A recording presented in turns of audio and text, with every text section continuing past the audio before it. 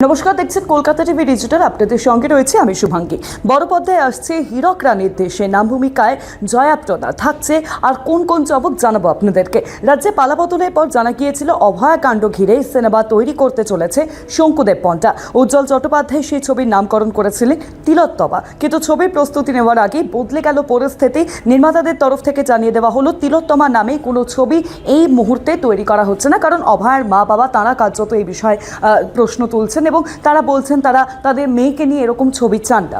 মঙ্গলবার যে সাংবাদিক বৈঠক হয় সেখানে উপস্থিত থাকার কথা ছিল পানিহাটির বিধায়ক রত্না দেবনাথের।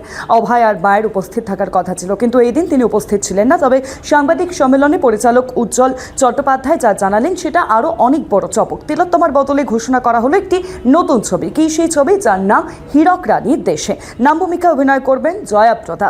বহু বছর পর এই ছবির হাত ধরে বাংলা সিনেমার জগতে এন্ট্রি নিচ্ছেন অভিনেত্রী। অন্যান্য ভূমিকায় দেখা যেতে পারে বাদশা মৈত্র, রাজনন্দিনী পাল, ভাস্বর চট্টোপাধ্যায়, অমৃতা চট্টোপাধ্যায় এবং অন্যান্যদের। এরকমটাই জানানো হচ্ছে।